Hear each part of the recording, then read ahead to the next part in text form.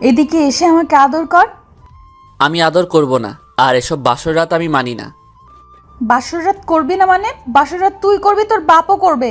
সোজা কথায় রাজি হয়ে যা, না হলে আজকে তোকে জানে মেরে দেব। দেখ, আমি তোকে বন্ধু ছাড়া অন্য কিছু ভাবি না, আর বিয়েটা একটা অ্যাক্সিডেন্টই হয়েছে, এটাকে বিয়ে বলে না। আমি এত কিছু বুঝি না। বিয়ে হয়েছে তোর সাথে, আর তাই তোর সাথেই বাসর করব। দেখ, এমনিতেই রেগে আছি, তার উপরে তুই আবার প্রেশার দিচ্ছিস, সেগুলো আমি মেনে নিতে পারছি না।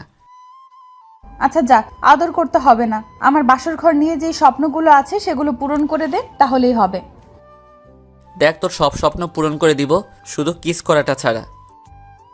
ঠিক আছে। কি আর করার, সুমাইয়াকে কোলে নিয়ে ছাদে গেলাম। এলোমেলো সব কিছু গুছিয়ে বলে দিচ্ছি। চলুন পরিচয়টা দিয়ে নিই, তারপর প্রথম থেকে শুরু করব। আমি আনোয়ার হোসাইন, এবার কলেজের ফাইনাল ইয়ারের ছাত্র। বাবা মায়ের একমাত্র ছেলে। আব্বু একজন বিজনেসম্যান আর আম্মু গৃহিণী। আর যার সাথে আমার বিয়ে হয়েছে সে হলো আমার বেস্ট ফ্রেন্ড সুমাইয়া। বাসা বেশি দূরে না, আর ছোটবেলা থেকে আমরা বেস্ট ফ্রেন্ড। সুমাইয়াদের ফ্যামিলির সাথে আমাদের ফ্যামিলির সম্পর্ক অনেক ভালো। সুমাইয়াদের বাসার সবাইকে আমরা ফ্যামিলি ফ্রেন্ড মনে করি, তাই সবসময় সুমাইয়াদের বাসায় আসা যাওয়া আছে আমাদের। আপাতত এতটুকুই থাক, চলেন গল্পে যাওয়া যাক। সকালে শান্তির ঘুম ঘুমাতেছিলাম, তখনই ফোনটা বেজে উঠল। দিল ঘুমটা ভেঙে, তাকিয়ে দেখি সুমাইয়ার কল। বিরক্তিকর ভাব নিয়ে রিসিভ করলাম। বল। ওই, তোরে না বলেছিলাম আজকে তোকে একটা খুশির খবর দিব, তাই সকাল 7টায় পার্কে আসতে বলেছিলাম। এখন কোথায় তুই? ওহ নো, তাই তো ঘড়ির দিকে তাকিয়ে দেখে 8টা 10 বাজে। কি করি এখন? পরিস্থিতি সামলাতে বলে দিলাম। আরে এই তো বের হয়ে গেছি, 5 মিনিট লাগবে। তুই কি রাস্তায়? আসতেছি। বেশি না, 10 মিনিট লাগবে, আসতেছি। ও, তা কষ্ট করে একটু দরজাটার দিকে তাকালে ভালো হয় জনাব। তাকিয়ে দেখি সুমাইয়া দরজায় দাঁড়িয়ে আছে। জিব্বায় কামড় দিয়ে ফেললাম। কি রে, তুই না রাস্তায়, তাহলে খাটে আসলি কিভাবে? সরি, আসলে সজাগ পাইনি। ওকে, এসে যখন পড়েছি তখন বলেই যাই কথাটা। আমি আবার রিল্যাক্সে শুয়ে ঘুমানোর ট্রাই করতে লাগলাম। তখনই সুমাইয়া বলে উঠল, শোন, আমার বিয়ে ঠিক হয়ে গেছে। ঘুমের কারণে এত একটা কথাটার পাত্তা দিলাম না। কি রে, আমি কি বলতেছি তুই না শুনে ঘুমাচ্ছিস? ঝাঁকিকে ঘুম চলে গেল, তাই বিছানা থেকে উঠে বসলাম। বল, কি বলবি? বলছি আমার বিয়ে ঠিক হয়ে গেছে। কি? আর মাত্র 15 দিন পর আমার বিয়ে, তাই তোকে বলতে আসলাম। যাক, আলহামদুলিল্লাহ। তা কার জীবনটাকে নষ্ট করতে যাচ্ছি শুনি একটু। মানে কি বললি তুই? না মানে ছেলেটাকে, যে তোকে জীবনসঙ্গী বানাতে চাই। আব্বুর বিজনেস পার্টনারের ছেলে। ছেলেটা হয়তো জানে না এই মেয়েটার ব্যাপারে, তাই বিয়ে করতে চাইতেছে। যদি ওর ব্যাপারে জানতো তাহলে কখনোই সুমাইয়াকে বিয়ে করতো না। এসব ভাবনা বাদ দিয়ে সুমাইয়াকে একটু রাগাতে বললাম, তাই নাকি? যাক, আর মাত্র 15 দিন। হ্যাঁ। কিন্তু শান্তির নিঃশ্বাসটা ফেললি কেন? আমি চলে গেলে তুই খুশি হবি, তাই না? আরে না। তাহলে তুই শান্তির নিঃশ্বাসটা ফেললি কেন? আরে 15 দিন পর আমার কাঁধের পেতনি অন্য একজনের কাঁধে চলে যাবে, তাই শান্তির নিঃশ্বাসটা ফেললাম। তাকিয়ে দেখি সুমাইয়ার চোখগুলো লাল হয়ে এসেছে। এখনই আমাকে মারবে বলে মনে হইতেছে, তাই আগেই খেতার নিচে চলে যেতে লাগলাম। আর তখনই সুমাইয়া আমাকে এলোপাতাড়ি মারতে শুরু করে। আরে ব্যথা পাচ্ছি তো, সরি, মজা করেছিলাম। কুত্তা, শয়তান, বান্দর, বিলাই, আমি পেতনি, তাই না? রাখ, আজকে তোকে মেরেই ফেলবো। সরি বললাম তো। তাও মারা বন্ধ হলো না। অবশেষে উপায় না দেখে সুমাইয়ার হাতগুলো ধরে ফেললাম। এখন সুমাইয়া থামলো। কি হলো, পেতনির মার খেতে মন চাইছে না? না। তা বিয়ে নিয়ে কোনো প্ল্যান আছে নাকি তোর? আমার অনেকগুলো প্ল্যান আছে, তাই তো তোকে নিয়ে এখন একটু ঘুরতে যাব। এখন যেতে পারবো না, বিকেলে যাব। তুই এখন বাসায় যা। আর কলেজে যাবি তো নাকি? আর আমি এখনই তোকে নিয়ে ঘুরতে যাব। অবশেষে উপায় না দেখে যেতে রাজি হলাম। তারপর সোমাইয়াকে রুমে বসিয়ে দিয়ে আমি ফ্রেশ হতে চলে গেলাম। তারপর সোমাইয়াকে নিয়ে নিচে গিয়ে নাস্তা করে নিলাম। তারপর ঘোরাফেরা করতে লাগলাম। দুপুরে হোটেলে খেয়ে নিয়েও ওর আবার এক জায়গায় গেলাম ঘুরতে। সুমাইয়ার সব ঘোরাফেরা শেষ হয় বিকেলে। সুমাইয়াকে ওর বাসায় নামিয়ে দিলাম। বিকেলে বাসায় এসে ফ্রেশ হয়ে নিলাম। রাতে সুমাইয়া ফোন দিল। কিরে এখন ফোন দিয়েছিস কেন? তুই এখন পার্কে চলে আয় তো। এখন কেন? তুই আয়, তোকে একজনের সাথে পরিচয় করিয়ে দিব। কার সাথে পরিচয় করিয়ে দিবি বল আগে। তুই আয়, আসলেই দেখতে পাবি কার সাথে পরিচয় করিয়ে দেই। তো আর কিছু বলার আগেই ফোনটা কেটে দিল। এই মেয়েটাকে নিয়ে আর পারি না, মাঝে মাঝে এমন কিছু বলে বসে যা বলার মতো না। যাক, বিয়ের আর কিছুদিন বাকি, তাই সহ্য করে নেই। রেডি হয়ে চলে গেলাম পার্কে। অনেকক্ষণ খোঁজাখুঁজি করে সুমাইয়াকে বের করলাম এক কোনায়। নির্জন জায়গায় বসে আছে সুমাইয়া, সাথে একটা কেউ আছে খেয়াল করলাম। কাছে গিয়ে দেখি একটা ছেলে সুমাইয়ার সাথে বসে আছে। কিছুটা অবাক হলাম। কিরে, তোর আসতে এত সময় লাগে? আসতে সময় লাগেনি, তোকে খুঁজে বের করতে সময় লেগেছে। ও, উনি কে সুমাইয়া? ও হলো শাওন, তোর হবু দুলা ভাই। ওহ, হ্যালো ভাই। হ্যালো। আয়, তোরা বসে কথা বল, আমি গিয়ে ফুচকা খেয়ে আসি। সুমাইয়াটা আমাকে ফাঁসিয়ে দিয়ে চলে গেল ফুচকা খেতে। কি বলবো ওনার সাথে বুঝতেছি না। তখনই শাওন বলে উঠল, তোমার কথা সুমাই আমাকে অনেক বলেছে। তুমি কি সুমাইয়ের ক্লাসমেট? ভাইয়া, সুমাইয়া মেয়েটা অনেক ভালো, রাগটা একটু বেশি, তবে মনটা অনেক ফ্রেশ। তাই তো দেখতেছি। তা তুমি সুমাইয়াকে ভালোবাসো না? ফ্রেন্ড হিসেবে অনেক ভালোবাসি আমি, তার চেয়ে বেশি কিছুই না। ওকে, তা সুমাইয়ের বিয়ে হয়ে গেলে তোমার কষ্ট হবে না?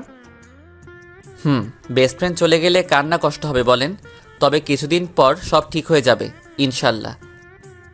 তুমি সত্যিই খুব ভালো, আর ধন্যবাদ এতদিন সুমাইয়াকে আগলে রাখার জন্য। আরে কি বলেন? আচ্ছা ভাইয়া, আমাকে এখন বাসায় যেতে হবে। ওকে, সাবধানে যেও। ওকে, ভালো থাকবেন, পরে কথা হবে। আর সুমাইয়াকে আমি পাঠিয়ে দিতেছি। বলেই সেখান থেকে কেটে পড়লাম। সুমাইয়ার কাছে এসে দেখি ফুচকা খাচ্ছে। সুমাইয়া পারেও ফুচকা খেতে। ওই, তোর খাওয়া শেষ হয়েছে? আমি গেলাম, তুই ওনার সাথে কথা বলা শেষ করে পরে আয়। ওকে। আরেকটা কথা, বিয়ের আগে এমন কিছু করিস না। বুঝতেই তো পারছিস কি বলতে চাইতেছি। তুই আমাকে নিয়ে এত চিন্তা করা শুরু করলি কবে থেকে? তোর ভালোর জন্যই বললাম। ওকে, তুই চিন্তা করিস না, কথা দিলাম তোকে এমন কিছুই হবে না বিয়ের আগে। ওকে, তাহলে তুই থাক, আমি গেলাম।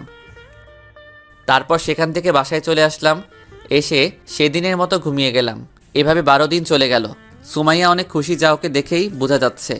আর এই কয়েকদিন সুমাইয়া আমাকে সব সময় ওর সাথে রেখেছে। আর মাত্র 3 দিন বাকি ওর বিয়ের। বাসাটা প্রায় সাজানো শেষ, প্রায় সব আত্মীয় আসা শেষ। কারণ কালকে সুমাইয়ার গায়ে হলুদ, আর বাসাটা পুরো মানুষে ভর্তি। সকালে ঘুমাচ্ছিলাম, তখনই সুমাইয়ার কল আসলো, তাই ঘুমের চোখে ফোনটা রিসিভ করলাম। বল, কি বলবি? তুই এখনই আমাদের বাসায় আয়, কাজ আছে। দেখ, কাল রাত 1টা এসে ঘুমিয়েছি, তাই এত সকালে আসতে পারবো না। আসবি কেন? আমি এখন কে, আর আমাকে দিয়ে কি কাজ আছে? পরশু দিনের পর থেকে আর ডাকবো না তোকে, থাক, আশা লাগবে না তোর। সুমাইয়ার কথা শুনে টাসকে খেয়ে গেলাম। কি বলবো কিছুই বুঝতেছি না। এই, তুই ইমোশনাল টর্চার করা শিখলি কবে থেকে? তুই আসবি কিনা এটা বল। পেতনি, ইমোশনাল টর্চার করে এখন বলিস আসবো কি না? আসতেছি পেতনি। বলেই ফোনটা রেখে দিলাম। তারপর উঠে ফ্রেশ হয়ে নাস্তা করে চলে গেলাম সোজা সুমাইয়াদের বাসায়। তোর আসতে এতক্ষণ সময় লাগে? লেগে গেছে। তা কিসের জন্য আসতে বলেছিস সেটা বল। তুই বস, আমি রেডি হয়ে আসতেছি, তারপর তোকে নিয়ে একখানে যাব। বলেই সুমাইয়া রুমে চলে গেল রেডি হতে। কিছুক্ষণ পর রেডি হয়ে আসলো। এরপর দুজনে গিয়ে গাড়িতে উঠে বসলাম। সুমাইয়া নাকি ড্রাইভ করবে। আমি আর না করলাম না। আমি ওর পাশে বসে রইলাম আর সুমাইয়া মনের আনন্দে চালাতে লাগলাম। কোথায় যাবি বলতো? কাল থেকে তো অনেক বিজি হয়ে যাব, তাই ভাবতেছি আজকে সারা দিন তোর সাথে ঘুরে ফিরে কাটাই। আজকে মন খুলে ঘোরার আমার শেষ দিন, আর আমার সাথে ঘোরার তোর শেষ দিন। সুমাইয়ার কথা শুনে মনটা খারাপ হয়ে গেল। কি বললো কিছুই বুঝতেছি না। মনটা খারাপ হয়ে গেল, তাই চুপ হয়ে গেলাম। আরে মন খারাপ করার কি আছে? না, এমনি। আরে বোকা, আমার বিয়ে হয়ে যাবে তো কি হয়েছে? আমার বেস্ট ফ্রেন্ড তো তুই থাকবি সারা জীবন, আর আমাদের বাসায় আসলে তো তোর সাথেই কাটাতে হবে দিন। হুম। আচ্ছা, এসব কথা বাদ দিয়ে অন্য কথা বল। তাই ভালো, তাই এটা বল, বাসর রাতে তোর প্ল্যান কি? মানে বাসর রাত নিয়ে তোর কি স্বপ্ন? সুমাইয়া কিছুক্ষণ কি যেন ভাবতে লাগলো, তারপর বলতে শুরু করলো। অনেক স্বপ্ন আছে, কিন্তু কাউকে বলবো না। আমাকেও বলবি না? তোকে বলা যায়, কারণ তুই তো আমার ব্যাপারে সব জানিস। তাহলে বল শুনি। প্রথমে আমার বরকে বলবো আমাকে কোলে নিয়ে ছাদে যেতে, তারপর আমি আমার বরের কাঁধে মাথা রেখে চাঁদ দেখবো অনেকক্ষণ, তারপর আবার কোলে নিয়ে রুমে নিয়ে আসবো, তারপর আমাকে একটা শাড়ি দিয়ে বলবে যে এটা পরে ওনার সামনে থাকতে। এরপর এসে দেখবো উনি শুয়ে আছে, আমিও গিয়ে ওনার পাশে শুয়ে পড়ব। সকালে কথা হবে বলে উনি শুয়ে পড়বে, তারপর আমি আমার বর ঘুমিয়ে যাওয়ার পর আমি তার সারা মুখে অনেকগুলো কিস করে আমিও ঘুমিয়ে পড়ব। সুমাইয়ার মুখে এসব কথা শুনে আমি হা হয়ে ওর দিকে তাকিয়ে রইলাম। কিরে, এভাবে তাকিয়ে কি দেখছিস? না, ভাবছি তুই এত রোমান্টিক হয়েছিস কবে থেকে? আমি রোমান্টিক ছোট থেকেই, কিন্তু মনের মতো কাউকে পাইনি বলে এতদিন রোমান্টিকতা লুকিয়ে রেখেছিলাম। তার কি এমন প্রতিভা আছে তোর যা আমি জানি না? আর কিছুই নেই। সত্যি বলছিস তো? তা তুই বিয়ে করবি কবে? বেশি না, আর 6 থেকে 7 বছর পর। কি? তখন তো তুই বুড়া হয়ে যাবি, তখন তো কোনো মেয়ে তোকে বিয়েও করবে না। কিছু না বলে হালকা হাসলাম। আচ্ছা, তোকে একটা কথা জিজ্ঞেস করি। বল। আচ্ছা, তুই আজ পর্যন্ত গার্লফ্রেন্ড বানালি না কেন কোনো মেয়েকে? তোর মতো শত্রু থাকতে গার্লফ্রেন্ডের কোনো প্রয়োজন নেই। সুমাইয়া কোনো কিছু না বলে জোরে হাসতে লাগলো। তবে তোর বিয়ের পর কাউকে ঠিকই গার্লফ্রেন্ড বানিয়ে নিব। ওকে। আচ্ছা, তুই এখনো পর্যন্ত বয়ফ্রেন্ড বানাসনি কেন? আমার প্রশ্ন আমাকেই করছিস? মনে কর তাই। আচ্ছা তাহলে বলি, আসলে বয়ফ্রেন্ড থাকা মানে আলগা প্যারা, আর আমি প্যারা নিতে পারি না। আর বয়ফ্রেন্ডের সাথে নিজের যা শেয়ার করতাম তা তোর সাথেই করতে পারি, তাই ওইসব বয়ফ্রেন্ডের প্রয়োজন পড়েনি। ও, তা বিয়ের পরে কি করবি ভাবছিস? বরকে নিয়ে হানিমুনে যাব, তারপর তো পরীক্ষা চলে আসবে, পরীক্ষা দিয়ে আবার অবসর সময়টা কাটাতে দেশের বাইরে থেকে ঘুরে এসে ভার্সিটিতে ভর্তি হয়ে যাব। ভালোই। তারপর সারাদিন ঘোরাফেরা করে সন্ধ্যায় সুমাইয়া আমাকে বাসার সামনে নামিয়ে দিয়ে গেল। আমি ভেতরে চলে যাচ্ছিলাম, তখনই সুমাইয়া আবার ডাক দেয়।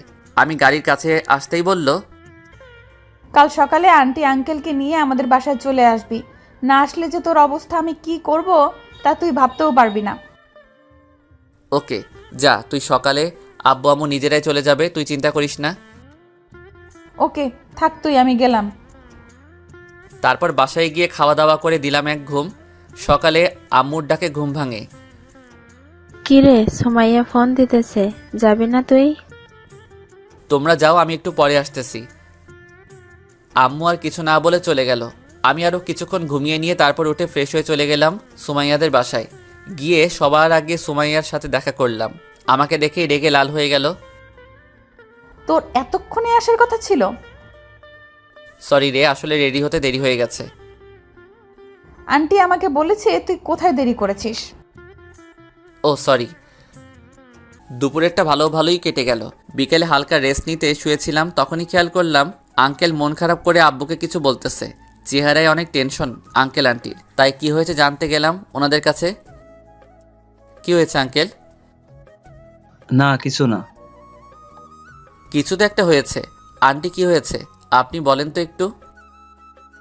আসলে শাওনদের বাসা থেকে ফোন এসেছিল, ওরা বলেছে শাওন নাকি কোনো এক মেয়েকে নিয়ে বাসা থেকে পালিয়ে গেছে, তাই বিয়েটা হবে না। কি? হ্যাঁ বাবা। এখন এগুলো বললে কিভাবে হবে? সব আয়োজন করা শেষ, বাসায় সব মেহমানও চলে এসেছে, এখন বিয়ে হবে না বললে কিভাবে চলবে? মানুষের কাছে কিভাবে মুখ দেখাবো এটা ভাবছি, সবাই কি বলবে আমাদেরকে। পাশে তাকিয়ে দেখি আব্বু কি যেন ভাবতেছে আমার দিকে তাকিয়ে। তারপর বলে উঠল, হোসাইন, তুমি একটু ভিতরে যাও, আর কথাটা যেন সুমাইয়া বা কেউ জানতে না পারে, ঠিক আছে? ওকে। বলেই রুমে চলে গেলাম। রুমে গিয়ে ভাবতে লাগলাম এখন কি হবে। সুমাইয়া যদি জানতে পারে ওর বিয়ে ভেঙে গেছে তাহলে ওর কি অবস্থাটা হবে। না, আর ভাবতে পারতেছি না। প্রায় ঘন্টাখানেক চলে গেল এভাবে। না, বাহিরে গিয়ে দেখতে হবে সবার কি অবস্থা। তাই বাহিরে বের হলাম। বাহিরে এসে দেখি সবকিছু আগের মতোই চলতেছে। সুমাইয়ার কাছে গিয়ে দেখি সুমাইয়া হাসতেছে। কাহিনীটা বুঝতেছি না। এসব ভাবছিলাম তখনই সুমাইয়াদের বাসার কাজের লোক এসে বলে গেল আব্বু নাকি ডাকতেছে। তাই আব্বু রুমে গেলাম। গিয়ে দেখি আব্বু আম্মু আর আঙ্কেল আন্টি বসে আছে। আব্বু ডেকেছেন? তোমাকে একটা কথা বলার ছিল, এদিকে এসে বসো। তারপর আমিও গিয়ে আম্মুর পাশে একটা সোফায় বসে গেলাম। হোসাইন, আমরা ঠিক করেছি সুমাইয়ার বিয়েটা হবে, আর তোমার সাথেই হবে। কি? কেন, কোনো সমস্যা আছে নাকি? আব্বু, আমি সুমাইয়াকে শুধু ফ্রেন্ড ভাবি, এর থেকে বেশি কিছু না। তাহলে এখন থেকে অন্য কিছু ভাবো, তাহলে সব ঠিক হয়ে যাবে। আব্বু, আপনাদের আমি কিভাবে বোঝাবো সুমাইয়া আমার বেস্ট ফ্রেন্ড? আর বেস্ট ফ্রেন্ডদের কি কেউ বিয়ে করে নাকি? আমি আর তোমার আম্মুও তো বেস্ট ফ্রেন্ড ছিলাম। শোনো, বেস্ট ফ্রেন্ড যখন বউ হয় তখন সম্পর্কে সারা জীবনে কোনো সমস্যা হয় না, কারণ তারা একজন আরেকজনকে খুব ভালো করে চিনে। তারপরেও এটা কেমন দেখায় না? আচ্ছা, মনে করো তোমাকে যদি আমরা একটা মেয়ে পছন্দ করে বিয়ে করাই, পরে যদি দেখা যায় তুমি যা করতে ভালোবাসো মেয়েটা একেবারে পছন্দ করে না, আর মেয়েটা যা পছন্দ করে তা তোমার পছন্দ হয় না, তখন লাইফের সবচেয়ে বড় সমস্যা শুরু হবে। কি বলবো এখন ভাবতেছি। তখনই আব্বু আবার বলে উঠল, দেখো, আমরা তোমার ভালো চাই, তাই সুমাইয়ার সাথে তোমার বিয়েটা হোক, সেটা আমরা চাইছি। আর এমন পার্টনার কোথায় পাবে যে তোমাকে এত ভালো করে আগে থেকেই জানে? বিয়ে করলে তুমি খুশি থাকবে, এটা জানি। বাকিটা তোমার হাতে। আর তোমার ফ্রেন্ডের এই বিপদে তোমাকে এগিয়ে আসতে হবে। ভাবতে লাগলাম ঠিকই তো, সব বাদ দিলেও সুমাইয়াকে এই অসম্মান থেকে বাঁচাতে হবে। কি বলবো কিছু বুঝতে না পেরে বললাম, ঠিক আছে, কিন্তু সুমাইয়া কি রাজি হবে এই বিয়েতে? রাজি না হলে কি হয়েছে, তুমি রাজি করাবে সুমাইয়াকে। মানে তুমি এখন গিয়ে সুমাইয়াকে প্রপোজ করবে। যদি রাজি না হয়? না হলে পরে আমি বুঝিয়ে রাজি করাবো, ওটা আমার উপর ছেড়ে দাও। ওকে, তো এখনই গিয়ে প্রপোজ করতে হবে নাকি? যাও। তারপর বুকে হালকা সাহস নিয়ে গেলাম সুমাইয়ার রুমের কাছে। দেখি সুমাইয়া হাতে মেহেদি দিচ্ছে। তাও ওর কাছে গিয়ে চুপচাপ দাঁড়িয়ে রইলাম, ফুলটা পিছনে নিয়ে। কিরে, কোথায় ছিলি এতক্ষণ? কিছু না বলে চুপচাপ দাঁড়িয়ে রইলাম। প্রশ্নের উত্তরে জবাব না দেওয়া দেখে সুমাইয়া আমার দিকে তাকায়। হয়তো বুঝতে পেরেছে কিছু বলতে চাই, তাই বলল, কিরে, কিছু বলবি? মাথা নাড়িয়ে হ্যাঁ বললাম। তো বল, কি বলবি? I I I love you. মানে? সুমাইয়া, আমি তোকে ভালোবাসি, বিয়ে করবি আমাকে? পিছনে থেকে ফুলটা বের করে ওর সামনে ধরলাম। সুমাইয়া কিছু না বলে অবাক হয়ে আমার দিকে তাকিয়ে রইল। হয়তো আমার চেয়েও বড় শক খেয়েছে হিমা নিজেই। কিছুক্ষণ তাকিয়ে থেকে হঠাৎ একটা চর বসিয়ে দিল। হাতের যত মেহেদি ছিল তা এখন আমার গালে লেপটে গেছে। চর খেয়ে গালে হাত দিয়ে চুপচাপ দাঁড়িয়ে রইলাম। হঠাৎ সুমাইয়া বলে উঠল, আগামীকাল দুপুরে বলতি, বিয়ে হওয়ার পর, তখন আরো ভালো হতো। বোকা, এই কথাটা বলতে এত সময় লাগিয়েছে, বোকা কোথাকার। সব ঘটনা থেকে যতটা না শক্ট হয়ে খেয়েছি তার চেয়ে বেশি শক্ট খেয়েছি সুমাইয়ার এই কথাগুলোতে। এসব ভাবছিলাম তখনই মনে পড়ল সুমাইয়ার হাতে তো মেহেদি, সেগুলো নিশ্চয়ই আমার পিছনে মাখিয়ে দিয়েছে। তাই বলে উঠলাম, ওই ছাড় আমাকে, তোর হাতে না মেহেদি দিয়েছিলি, সেগুলো কি আমার গালে আর পিঠে মাখিয়ে দিয়েছিস নাকি? আর বেশি বকবক না করে আমাকে জড়িয়ে ধর। কিছুক্ষণ সুমাইয়া জড়িয়ে ধরে থাকে আমাকে, তারপর হঠাৎ ছেড়ে দিয়ে বলে ওঠে, চল, আব্বু আম্মু আর আঙ্কেল আন্টিকেও তো রাজি করাতে হবে। ওনাদের রাজি করানো শেষ। মানে? তুই একবার পিছনে তাকিয়ে দেখ। সুমাইয়া পিছনে তাকাতেই আব্বু আম্মু আর আঙ্কেল আন্টি সুমাইয়াকে ইশারায় সাই দিল। সুমাইয়া শরমে আবার আমার বুকে মুখ লুকালো। সন্ধ্যায় আব্বু আম্মু আর আমি বাসায় চলে আসি। রাতে যতটুকু পারি বিয়ের আয়োজন করি। এভাবে রাতটা কেটে যায়। বিকেলে আব্বু, আমি আর আরও কয়েকজন গেলাম সুমাইয়াদের বাসায়। রাতে বিয়ের সব কিছু শেষ হলে সুমাইয়াকে নিয়ে আমাদের বাসায় চলে আসি। ফ্রেশ হয়ে গিয়ে একটু ছাদে হাঁটাহাঁটি করি। 12টার দিকে আম্মু এসে রুমে যেতে বলে, তাই নিচে এসে রুমে চলে আসলাম। রুমে এসে দেখি সুমাইয়া রুমে নেই। বেলকনিতে গিয়ে দেখি সুমাইয়া দাঁড়িয়ে নিচে কি যেন দেখতেছে। আমার যাওয়ার আওয়াজ পেয়ে আমার দিকে তাকালো। কি রে, তুই এসে গেছিস? তা তুই এখানে কি করছিস? এমনি সবাই মিলে খাটে বসিয়ে দিয়ে গেছে, অনেকক্ষণ থাকার পর ভালো লাগছিল না, তাই এখানে দাঁড়িয়েছিলাম। ও আয়, রুমে আয়। সুমাইয়া আর আমি রুমে চলে আসি। একটা কথা বলতো, তুই কি আমাকে ভালোবাসিস? সুমাইয়ার মুখে এই কথা শুনে হালকা অপ্রস্তুত হয়ে গেলাম। হঠাৎ এমন কথা বলছিস কেন? তুই যখন আমাকে প্রপোজ করেছিলি তখন আমি তোর চোখে ভালোবাসা দেখিনি, তাই জিজ্ঞেস করলাম। আচ্ছা বলতো, তখন কেন বলেছিলি ভালোবাসিস? তোকে ভালোবাসি না এটা মনে করিস না, তবে ওই সময় বলেছি কারণটা হলো, তারপর গতকালে সব কিছু খুলে বললাম সুমাইয়াকে। সব শুনে সুমাইয়া চুপ হয়ে গেল। দেখ, বেস্ট ফ্রেন্ড হিসেবে আমি তোকে অনেক ভালোবাসি, কিন্তু তুই বউ হলে কি হবে না কেমন দেখাবে ওইটা নিয়ে কখনো ভাবিনি। আচ্ছা, বিয়েটা কি আমাকে বিপদ থেকে উদ্ধার করার জন্য করেছিলি? কিছুক্ষণ সুমাইয়া চুপ করে কি যেন ভাবলো, তারপর বলে উঠল, আচ্ছা, এসব কথা বাদ দিয়ে এই রাতটা উপভোগ করি, চল। মানে? এদিকে এসে আমাকে আদর কর।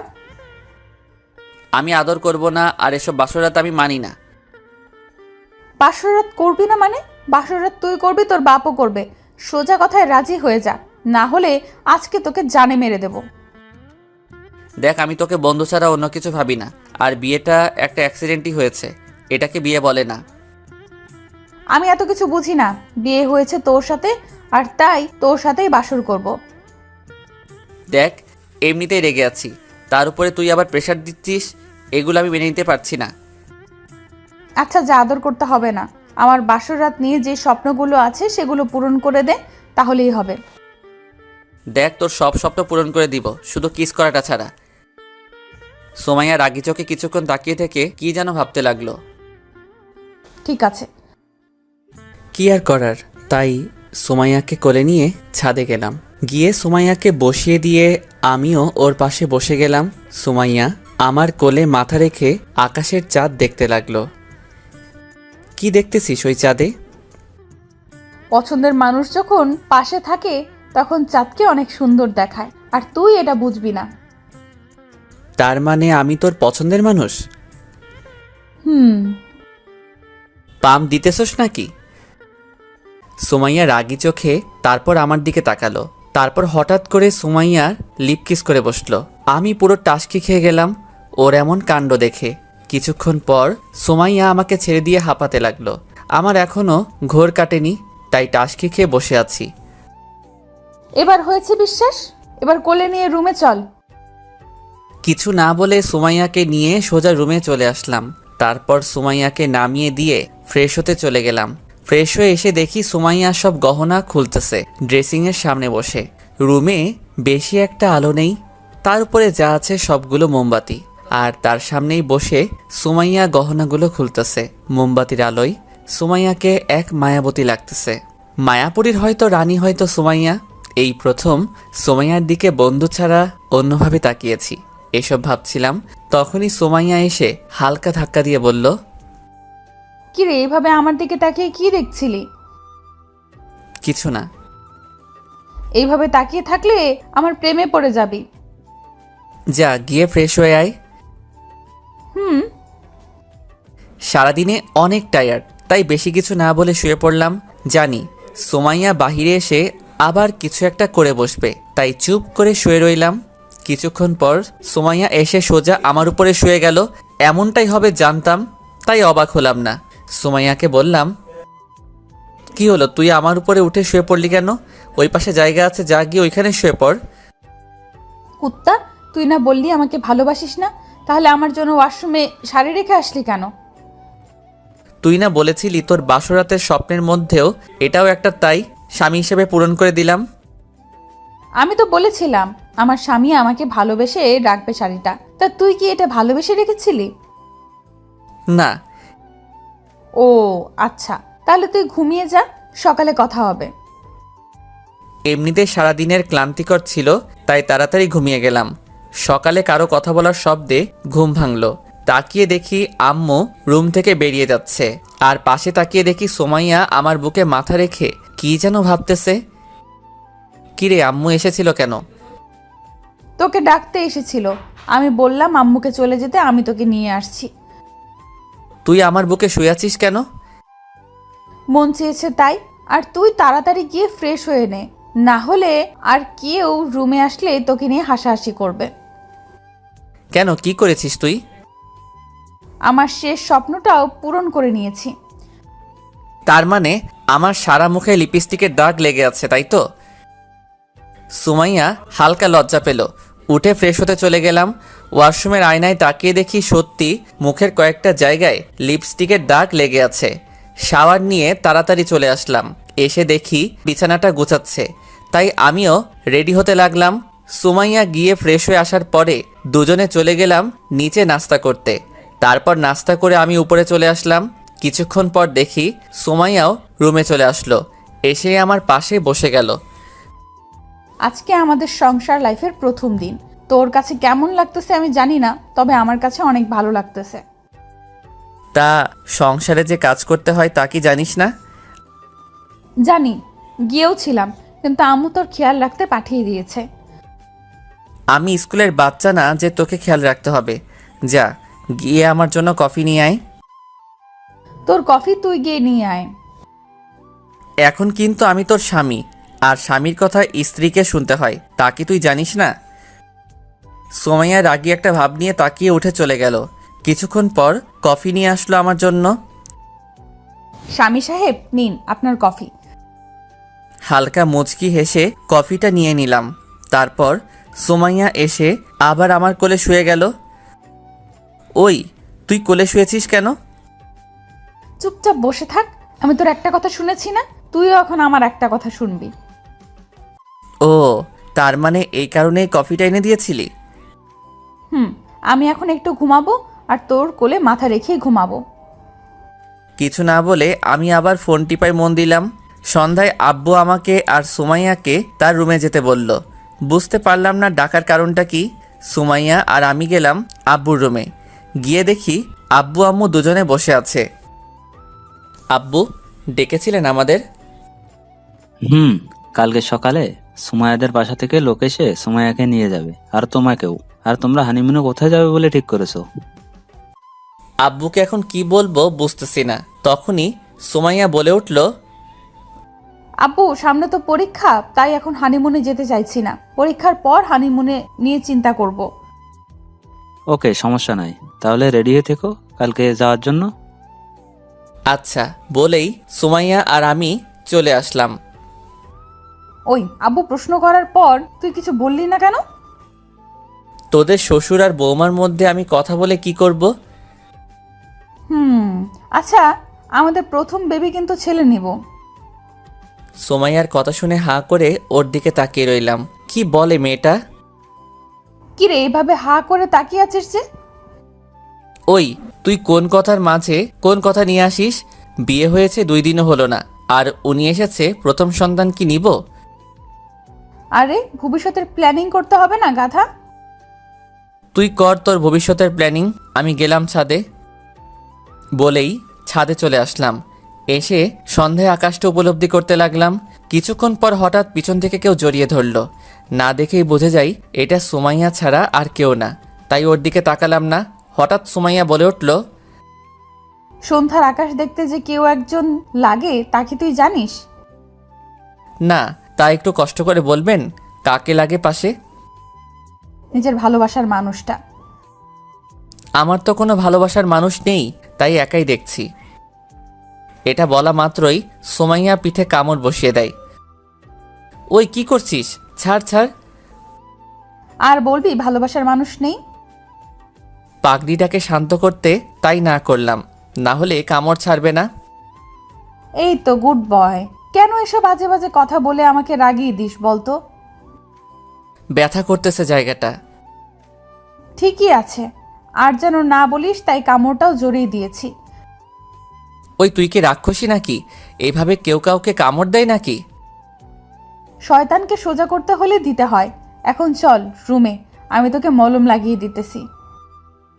থাক, লাগানো লাগবে না। আবার বেশি কথা বলছিস, চল। হালকা ব্যথাও ছিল, তাই ভাবলাম রুমে এসে মলমটা লাগিয়ে নেই। তাই সুমাইয়াকে বললাম, চল তাহলে। যখনই পা বাড়ালাম তখনই সুমাইয়া বলে উঠল, আমাকে কোলে নিয়ে চল। ওই তুই কি বলছিস? তুই জানিস আব্বু বা আম্মু যদি কেউ দেখে তাহলে কি ভাববে? আম্মু রান্নার রুমে আর আব্বুর রুমে শুয়ে আছে, দেখে এসেছি, তাই ভয় পাওয়ার কিছুই নেই। তারপরেও নিতে পারবো না, তুই অনেক মোটা হয়ে গেছিস ইদানিং।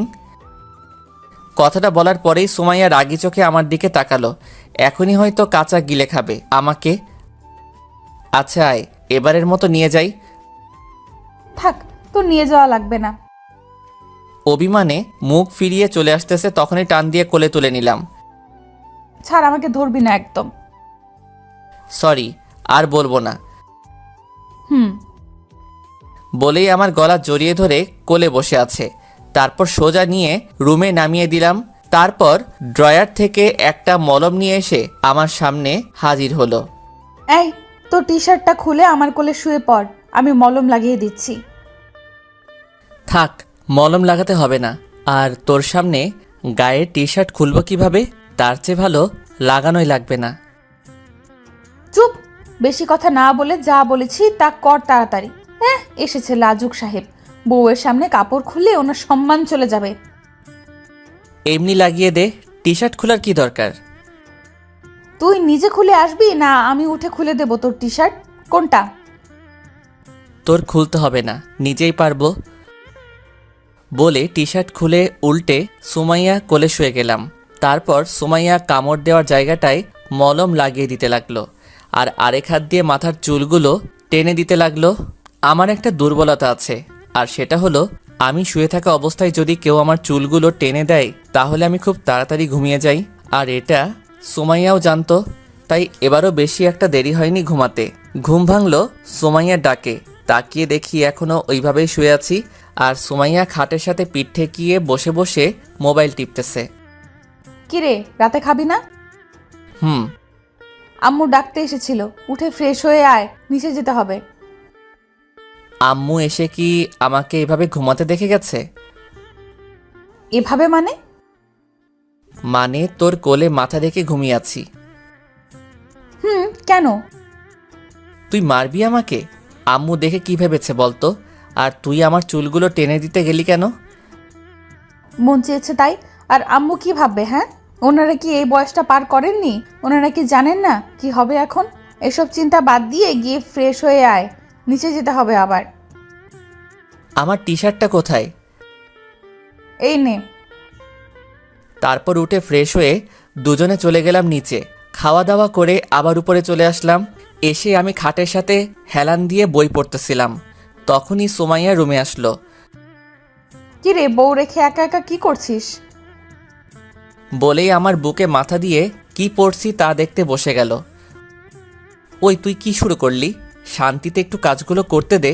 তুই ঘুমিয়ে যা, কাল তো আবার তোকে তোদের বাসায় যেতে হবে। তুই যাবি না? না। ওকে, আব্বুকে দিয়ে তোকে সোজা করতে হবে। আর আমাদের বাসা থেকে ঘুরে আসার আগে কোনো লেখাপড়া নেই, বুঝলি? তো এখন কি করব? ঘুমাবি আমার সাথে। আমি একটু আগে ঘুম থেকে উঠেছি, তাই এখন আর ঘুমাতে পারবো না।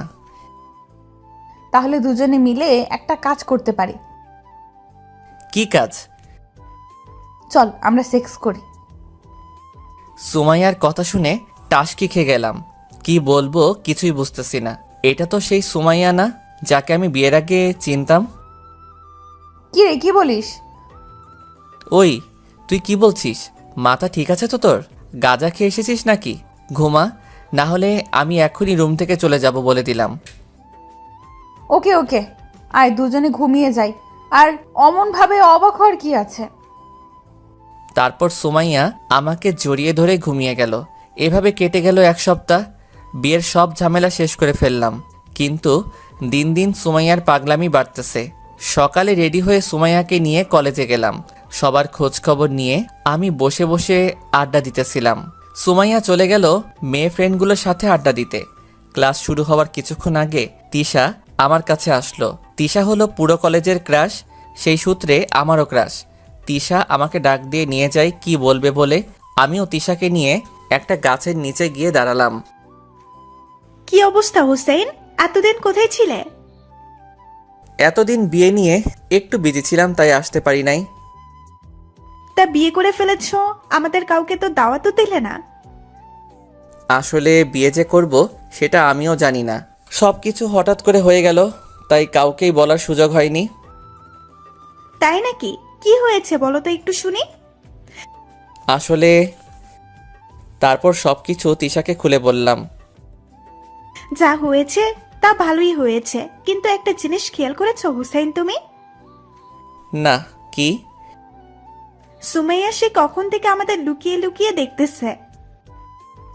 তাই নাকি? তাহলে তো ম্যাডামকে একটা শিক্ষা দিতে হয়। কিভাবে? তুমি যদি কিছু মনে না করো তাহলে তোমার হাত ধরতে পারি, তাহলে সুমাইয়া দেখবে রেগে চলে গেছে। ওকে, বাট পরে আবার তোমাকে মারবে না তো? সুমাইয়া যে রাগী। তোমাকে এসব নিয়ে চিন্তা করতে হবে না বলেই হালকা করে হাতটা ধরলাম। ব্যাস, তারপরেই নাকি সুমাইয়া রেগে সেখান থেকে চলে গেছে। বুঝলাম আজকে একটা কিছু হবে। আচ্ছা এখন বলো, আমাকে এখানে নিয়ে আসার কারণ কি? আসলে তোমার ফ্রেন্ড তৌফিকের নাম্বারটা লাগবে। ও, আমাকে না জানিয়ে এত দূরে চলে গেছো তোমরা? আরে তৌফিক তো এখনো জানেই না, আর তাই তো তোমার কাছ থেকে নাম্বারটা নিচ্ছি। ওকে, 017, আর কোনো হেল্প লাগলে বলবে, আমি আছি তোমাদের পাশে। ওকে। আচ্ছা চলো, ক্লাসের সময় হয়ে গেছে, এবার যাওয়া যাক। চলো। তারপর দুজনেই ক্লাসে চলে আসলাম, কিন্তু ক্লাসের কোথাও সুমাইয়াকে দেখতে পেলাম না। বুঝে গেলাম বাসায় চলে গেছে, তাই ক্লাস শেষ করে বিকেলে বাসায় চলে আসলাম। রুমে এসে দেখি সুমাইয়া ঘুমিয়ে আছে, চোখগুলো ফুলে আছে, মানে হয়তো পাগলিটা কান্না করেছে। এই মেয়েটার কবে যে আক্কেল হবে আল্লাহই জানে। ফ্রেশ হয়ে ওয়াশরুম থেকে বেরোতেই গালে একটা চড় বসিয়ে দিল। তাকিয়ে দেখি সুমাইয়ার লাল চোখে তাকিয়ে আছে আমার দিকে। ওই, তোকে কাল রাতে সেক্সের কথা বলায় এমন ভাব নিচ্ছিলি যে তুই কিছুই বুঝিস না, আর আজকে কলেজে গিয়ে লুচ্চামি শুরু করে দিলি। তুই গাছের পিছনে লুকিয়ে কথা শুনছিলি কেন, ওইটা বল। তোরা আমাকে দেখেছিলি? আর তোকে দেখেই একটু অ্যাক্টিং করেছি। আর স্বামীকে সন্দেহ করাটা বন্ধ কর পেতনি। এগুলো আগে বলিসনি কেন? তাহলে তো থাপ্পড়টা খেতে হতো না। সর এখান থেকে। আর ভুলেও যদি একবার হাত তুলিস আমার উপর, তাহলে তোর হাত পা ভেঙে তোর কাঁধে ঝুলিয়ে রাখবো বলে দিলাম। তুই কোনো মেয়েদের দিকে তাকাস না, তাহলেই আমি আর তোকে মারবো না। ঠিক আছে, তাহলে আজ থেকে তোর দিকেও তাকাবো না। আমার দিকে না তাকালে মিনিটে 10টা থাপ্পড় খাবি বলে দিলাম। তুই না বললি কোনো মেয়ের দিকে না তাকাতে, তাহলে আবার তোর দিকে কিভাবে তাকাবো? নাকি তুই পুরুষ, কোনটা? চুপ, বেশি কথা বলবি না। আমি ছাড়া আর কোনো মেয়ের দিকে সহজে তাকাবি না, আর তাকালে থাপ্পড়ের কথাটা মনে করিস। মনে থাকবে না? আর সর সামনে থেকে। না হুসাইন, এই সন্ধ্যায় একটু আদর করো না আমাকে। আমাকে মেরেছিস মনে নেই? তোকে আদর তো দূর, আমার কাছেও আজ থেকে আসতে দিব না। এক সময় তো ঠিকই করবি, আমাকে ছাড়া আদর করবি কাকে আর? কেন, তিশা আছে না? বলেই রুম থেকে বেরিয়ে নিচে চলে আসলাম, আর পিছন থেকে রাগে জ্বলে পুড়ে শেষ হয়ে যাচ্ছিল। রাতে খাওয়া দাওয়া করে চলে আসলাম রুমে। সুমাইয়া রেগে আছে, তাই ও আসার আগেই ঘুমের ভান ধরে পড়ে রইলাম। কিছুক্ষণ পর সুমাইয়া এসে কিছু না বলে চুপচাপ আমার বুকে মাথা দিয়ে ঘুমিয়ে গেল। এইভাবে কেটে গেল 2 মাস। পরীক্ষাও শেষ হয়ে গেল। আমাদের ক্লাসমেটরা সবাই মিলে ঠিক করলো একটা পার্টি দিবে সবাই মিলে, কলেজে সবার সাথে শেষবারের মতো মজা করার জন্য আর কি।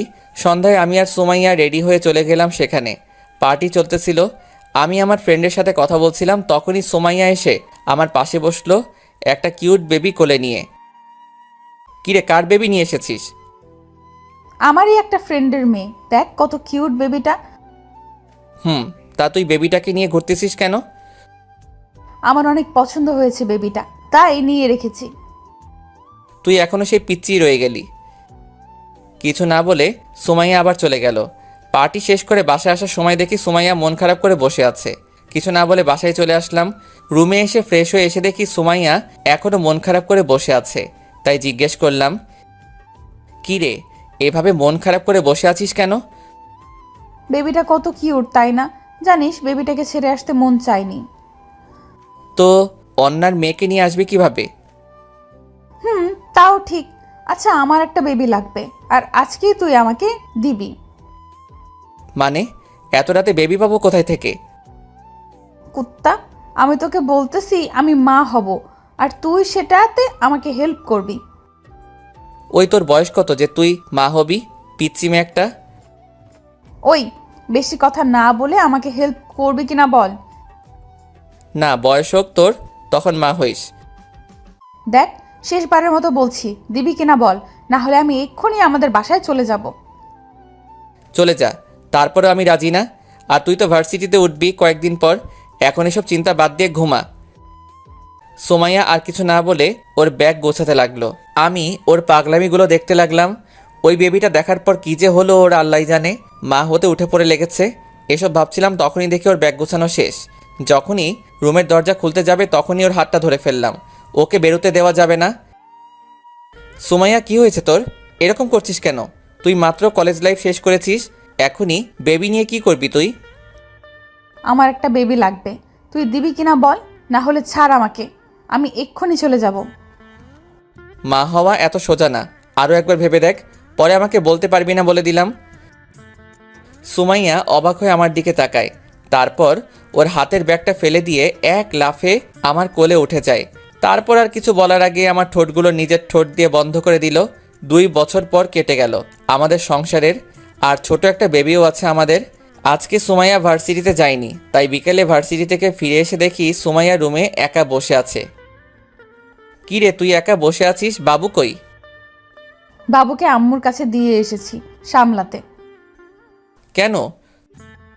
আম্মু আমাদের বাবুকে সামলাবে, আর আমি আম্মুর বাবুকে সামলাবো। কোনটা বলিস? তোর মতলবটা ভালো লাগতেছে না। ভালো লাগা লাগবে না। বলেই ধাক্কা মেরে খাটে ফেলে দেয়। তারপর আর কি, চলতে লাগলো আমাদের প্রেম কাহিনী। দোয়া করবেন সবাই, আমরা যেন সুখে শান্তিতে দিন কাটাতে পারি। ভালো থাকবেন সবাই। আল্লাহ হাফেজ।